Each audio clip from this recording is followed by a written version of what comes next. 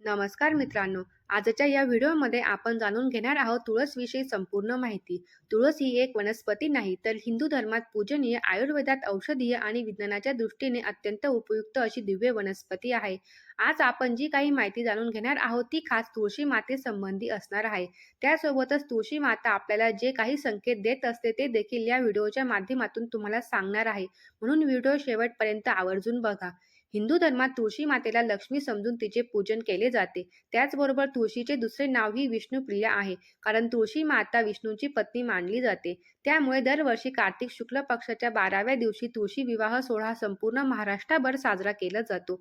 यानंतर लग्न विवाह करायला सुरुवात होत असते. आता तुळशी संबंधीचे नियम काय आहेत तेही जाणून घेऊ. तुळस आपल्याला सकारात्मक आणि नकारात्मक दोन्हीही संकेत देत असते. तर बघा, आता बऱ्याचदा तुळस अगदी टवटवीत असते. मग समजावं की आपल्या घरात वातावरण हे सुख समृद्धीने भरलेलं आहे किंवा आपल्या घरामध्ये लक्ष्मी अखंड स्वरूपात वास करत आहे. या उलट जर आपली तुळस वारंवार सुखत असेल किंवा नेहमी तिची कितीही काळजी घेतली तरी ती भरभरत नसेल, तर वास्तुदोष आहे असं समजावं.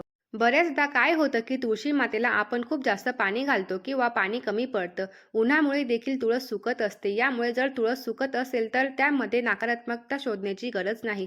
तर त्यामध्ये कुठेतरी निसर्गाचा त्यावर परिणाम होत असतो किंवा आपल्या काही चुकांमुळे देखील तुळस सुकत असते. जसे की आपण तुळशीला हळदी-कुंकू अर्पण करतो, अगरबत्ती लावतो, धूप लावतो. यांनी काय होतं की बऱ्याचदा ते केमिकल युक्त असल्याने त्याचा परिणाम त्या तुळशीवर होत असतो. म्हणून या गोष्टी लावत असताना देखील त्या केमिकल युक्त आहे का याची विशेष काळजी आपल्याला घ्यायची असते. आणि अगरबत्ती, धूप डायरेक्ट तुळशीच्या मातीत न लावता एका बाजूला आपल्याला लावायची आहे. जेणेकरून ते जे काही केमिकल आहे ते तुळशीच्या मातीत एकत्र होणार नाही. पण ही सगळी काळजी घेऊनही जर तुळस आपली वारंवार सुकत असेल तर मग आवर्जून आपल्याला घरात काहीतरी वास्तुदोष आहे असं समजावं. जर वारंवार तुळस सुकत असेल तर मग आपल्या घरातील नकारात्मकता किंवा वास्तुदोष दूर होण्यासाठी देखील आपल्याला काही उपाय आणि सेवा या करायच्या असतात. त्यामध्ये सगळ्यात पहिला नियम आहे तो म्हणजे असा की बिना अंघोळीचे तुळशीला स्पर्श करू नये. हा नियम आपल्याला पाळायचा आहे. आता दुसरी गोष्ट म्हणजे मासिक धर्मामध्ये देखील तुळशीला स्पर्श करू नये किंवा तुळशीला पाणी घालू नये. त्यामुळे हा नियम देखील आपल्याला आवर्जून पाळायचाच आहे. आणि मासिक धर्मात शक्यतोवर तुळशी मातेजवळ देखील जायचं नाही. तसेच बघा, तुळशीची नित्यनेमाने पूजा करावी, तिला पाणी घालावे, तिच्या भोवती रांगोळी काढावी. संध्याकाळी तुळशीखाली तुपाचा एक दिवा लावावा, पंती लावावी. त्यामुळे आपल्याला पुण्य मिळतं. घरामध्ये सुख शांती नांदते. स्त्रियांना अखंड सौभाग्य प्राप्त होतं. तुळशी ही प्रत्येकाच्या घरामध्ये असायलाच हवी. छोटीशी का होईना तुळस आपल्या दारासमोर असायला हवी. जर तुम्ही तुळस लावली तर त्या संबंधीचा एक खूप महत्त्वाचा नियम देखील आहे. तो पाळणं तितकंच महत्त्वाचं आहे. तो असा आहे की तुळस लावताना कधीही आपल्या मुख्य दरवाजासमोर नसावी. जर आपण दरवाजासमोर तुळस लावत असू तर कुठेतरी चुकीचं आहे. त्यामुळे द्वारद्वेष निर्माण होतो. तुम्हाला तुळस लावायची असेल तर थोडे तिरप्या पद्धतीने, म्हणजे अगदी दरवाजासमोर न लावता थोडीशी साईडला लावू शकता. आणि तुळस लावताना तुम्ही पूर्व, पश्चिम किंवा उत्तर दिशा नक्कीच निवडू शकता. दक्षिण दिशेला कधीही तुळस ठेवू नये. त्यामुळे हा नियम आपल्याला आवर्जून पाळायचा आहे. त्यानंतर सूर्यास्तानंतर तुळस कधीही तोडू नये. या व्यतिरिक्त विनाकारण कधीही तुळशीची पाने देखील तोडू नये. बघा, पूजेसाठी जर तुळशीची पाने हवी असतील तर ते तोडावी, परंतु सूर्यास्तानंतर कुठल्याही झाडाला स्पर्श केला जात नाही. तसंच तुळशीला देखील स्पर्श करायचा नाही आणि उठसूट तुळशीचे पाने कधीही तोडायचे नसतात. याने देखील तुळशी मातेचा अपमान होत असतो. येथे एक गोष्ट मला तुम्हाला आवर्जून सांगावीशी वाटते की बघा, संध्याकाळी एखाद्या वेळेस एखाद्या देवाचा अभिषेक घातला असेल तर ते पाणी संध्याकाळी आपल्याला कोणत्याही झाडाला घालायचं नसतं. म्हणजेच तर काय, संध्याकाळी आपल्याला कोणत्याही झाडाला स्पर्श देखील करायचं नाही किंवा पाणी देखील घालायचं नसतं. एखाद्या वेळेस जर सायंकाळच्या पूजेचे पाणी असेल तर ते तुम्ही झाकून सकाळपर्यंत ठेवा आणि सकाळी ते झाडाला घालू शकता. पण संध्याकाळी मात्र आपल्याला कोणत्याही झाडाला स्पर्श करायचा नाही. आता तुळशीची पानं तोडण्यासाठी किंवा फांद्या तोडण्यासाठीही कधीही कैचीचा किंवा सुरीचा वापर करू नये. असंही तुळशीचे स्वरूप खूप नाजूक असतं, पटकन हाताने तोडलं जातं. त्यामुळे कैची आणि सुरी कधीही तुळशीला लावू नये. त्यानंतर तुळस लावताना नेहमी कुंडीत लावावी आणि त्यासोबत कधीही काटेरी झुडूप नसावं. तुळशी मातेला दररोज आपण जल अर्पण करत असतो आणि ते करायलाच हवं. हळदी कुंकू आणि तुळशीची पूजा केली तर आपल्या घरातलं वातावरण मंगलमय राहण्यासाठी मदत होत असते.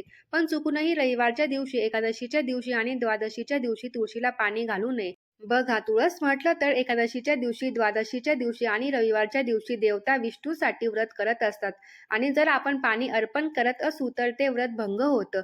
याला आपणही कारणीभूत ठरतो. म्हणून ही विशेष काळजी आपल्याला घ्यायची आहे.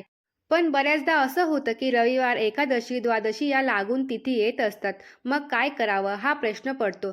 तर तुम्ही शनिवारच्या दिवशी थोडं जास्तीचं पाणी घालून ठेवलं तरीही चालणार आहे. कारण तुळशीला फार जास्त पाणी लागत नाही. 2-3 दिवस आरामात निघू शकता. पण ती काळजी मात्र आपल्याला घ्यायची आहे. आता त्यानंतर पुढचा जो नियम आहे तो म्हणजे बऱ्याचदा तुळशीची पानं सुकल्यानंतर आपण ती जी पानं आहेत ती इकडे-तिकडे टाकून देतो. पण असं करायचं नाही. ती सुकलेली पानं काढायची आणि पुन्हा तुळशीच्या मातीत टाकून द्यायची आहेत, जेणेकरून त्याला खत मिळणार आहे. आणि ती जी पानं आहेत ती पायाखाली येणार नाही याची देखील काळजी आपल्याला घ्यायची आहे. त्यानंतर आपल्या घरातील तुळशी सुकलेली नसावी. पण बऱ्याचदा असं होतं की तुळस काही कारणास्तव सुकते. जसे की वातावरणाच्या बदलावामुळे किंवा मग उन्हाळ्यामुळे तुळस सुकू शकते. पण समजा तुमची तुळस जर सुकली तर मग ते जे सुकलेल्या काड्या आहेत त्या मातीमध्ये तशाच न ठेवता त्या काढून घ्यायच्या आहेत. आता त्या काढल्यानंतर इकडे-तिकडे फेकून न देता घंटागाडीत न टाकता त्या व्यवस्थित सुकून घ्या. आणि त्या बारीक करून त्याची छान अशी पावडर बनवा आणि ती पावडर दररोज घरातील प्रत्येक सदस्याने आपल्या कपाळी लावायची आहे. असा हा उपाय जर आपण दररोज केला तर तुळशी मातेचा आशीर्वाद देखील आपल्याला प्राप्त होणार आहे आणि त्याच्या आपल्या आरोग्यावर देखील परिणाम होणार आहे. अशा प्रकारचे पावडर तुम्ही थोडीशी पाण्यात घालून प्यायला तर तरी देखील हे तुमचं आरोग्य चांगलं राहण्यास मदत होणार आहे आणि तुळशी मातेचा अपमान देखील आपल्याकडून होणार नाही. त्याचप्रमाणे जर अचानक आपल्याला संध्याकाळच्या नैवेद्य दाखवायचा असेल आणि आपल्याकडे जर तुळस नसेल तर त्यावेळेला या काड्या देखील आपण वापरू शकतो. त्यानंतर बघा तुळशी मातेची जेव्हा आपण पूजा करतो तेव्हा आपल्या हातून लक्ष्मी मातेची देखील पूजा होत असते. त्याकरता तुळशी मातेच्या मातीमध्ये आपल्याला ₹1 नाणं खोचून ठेवायचं आहे. अजूनही जर तुम्ही ठेवलेलं नसेल तर तुम्ही आवर्जून ₹1 नाणं तुळशी मातेच्या मातीमध्ये खोचून ठेवा. त्यानंतर आपल्याला तुळशीच्या मंजरी देखील काढून टाकायच्या आहेत. जेव्हा आपण त्या काढत नाही तेव्हा लक्ष्मी मातेच्या डोक्यावर ओझं होत असतं. त्यामुळे आपल्याला या मंजिरी कधीही तसेच ठेवायच्या नाहीत. आपल्याला त्या लगेच काढून घ्यायच्या आहेत. आणि त्या काढल्यानंतर थोड्याशा त्या पुन्हा मातीमध्ये टाकल्या तर त्याचं नवीन रोपटं देखील तयार होत असतं.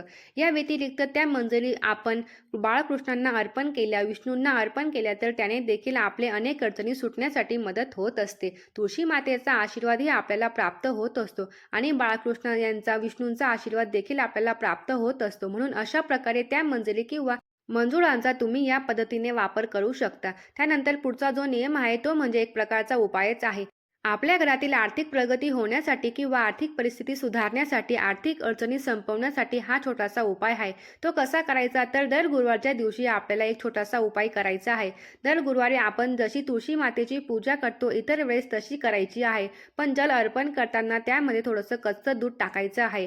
आता दूध टाकायचं म्हणजे किती? तर अगदी थोडंसं 2-3 थेंब दूध टाकायचं आहे.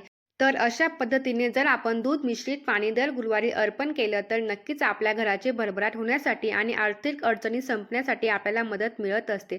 त्यानंतर गुरुवारच्या दिवशी तुळशी मातेला हळदी देखील अर्पण करावी. पण सुरुवातीला सांगितल्याप्रमाणे हळद जेव्हा आपण अर्पण करतो तेव्हा ती केमिकल आहे का हे तपासून पाहावं आणि अशा प्रकारे जर आपण दोन्ही गोष्टींचा वापर आपण दर गुरुवारी केला, हळद आणि कच्चं दूध, तर आपल्याला आर्थिक संकटे सुटण्यासाठी आपल्याला मदत मिळते. पण कष्टाला देखील दैवी शक्तीची साथ मिळवण्यासाठी असे छोटे-छोटे उपाय करणे देखील गरजेचे असतं. तसेच दररोज आपण तुळशी मातेजवळ तुपाचा किंवा तेलाचा दिवा लावतच असतो. पण जर आपण विशेष स्थितींना तुळशी मातेची आरती केली तर विष्णू भगवानही प्रसन्न होतात आणि लक्ष्मी माता आणि तुळशी मातेची आपल्यावर कृपा प्राप्त होत असते. तुळस ही केवळ वनस्पती नसून आपल्या जीवनाचा आधार आहे. आरोग्य, श्रद्धा आणि सकारात्मकता याचा सुंदर संगम म्हणजे तुळस. जर हा व्हिडिओ तुम्हाला उपयुक्त वाटला असेल तर लाईक करा. असेच धार्मिक व माहितीपूर्ण व्हिडिओ पाहण्यासाठी चॅनलला सबस्क्राईब करा आणि हा व्हिडिओ तुमच्या मित्रपरिवारासोबत जास्तीत जास्त शेअर करा. श्री स्वामी समर्थ. जय जय स्वामी समर्थ.